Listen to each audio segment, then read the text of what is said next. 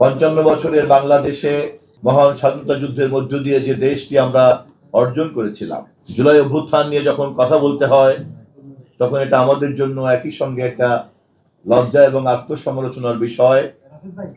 পৃথিবীর বহু দেশ মাত্র 40-50 বছরে যেখানে বৈশ্বিক শক্তি হিসাবে আবির্ভূত হচ্ছে, তখন আমরা তখনও ভোটাধিকারের জন্য, গণতন্ত্রের জন্য প্রাণ বিসর্জন দিতে হচ্ছে। এবং সবচেয়ে দুঃখজনক হচ্ছে যে রাজনৈতিক দলগুলিরই কোনো কোনো মহল এই ফেসিবাদের দায়িত্ব গ্রহণ করেছিলেন।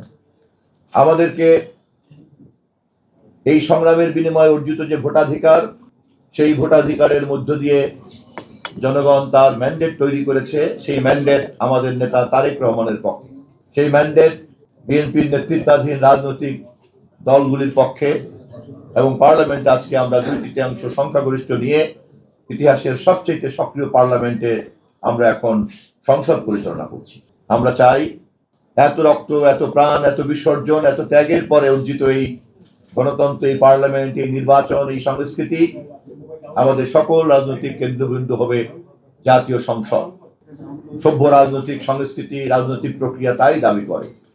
কিন্তু এটা খুবই দুঃখজনক, শহীদদেরকে স্মরণ করতে এসে গত কয়েকদিনের পত্র পত্রিকায় আমরা দেখেছি যে আমরা এই আত্মত্যাগের মধ্য থেকে পরিপূর্ণ শিক্ষা গ্রহণ করতে পারি নাই বলেই আমাদের রাজনীতিকে আজও কৃত্রিম ভাবে সংসদের বাইরে নিয়ে যাওয়ার একটা প্রবণতা কাজ করছে।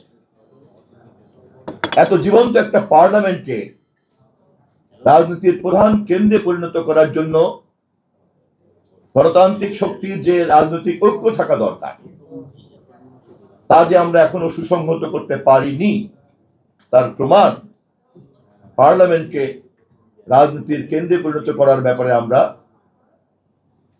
বিজয় অর্জনকারী দলগুলি ঐক্যমত চর্চা করতে এখনো পারছি না। শুধু তাই নয়, সামাজিক মাধ্যমে যেহেতু পার্লামেন্ট রাজপথের পাশাপাশি সবচেয়ে বড় যুদ্ধক্ষেত্রে পরিণত হয়েছে, সেখানেও যদি আমরা খুব সচেতন ভাবে তদারক করি, নজর দিয়ে রাখি, তাহলে দেখতে পাবো সাধারণ মূল্যবোধ সংস্কৃতির যে মাত্রা, তা অতিক্রম করে একটা অশ্লীলতা চর্চা করার কাজ চলছে। সবচেয়ে দুঃখজনক হচ্ছে এই তৎপরতাগুলির নেপথ্যে যখন কোনো আদর্শের ভিত্তিতে করা হয়, তখন তা আরো অনেক অশনি সংকেত আমাদের সামনে হাজির করে।